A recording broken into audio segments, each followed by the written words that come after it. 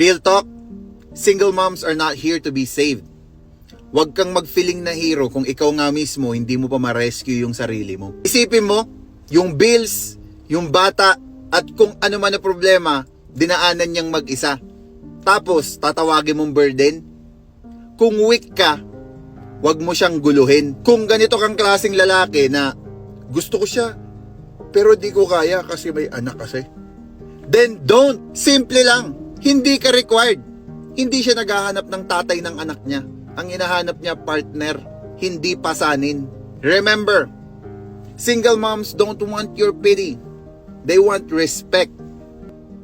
Kasi habang nagdadalawang isip ka, may single mom dyan na tuloy-tuloy ang laban. So sana maintindihan nyo, hindi nila kailangan ng savior. Ang kailangan nila, someone na hindi tatakbo sa laban. 'Di ba?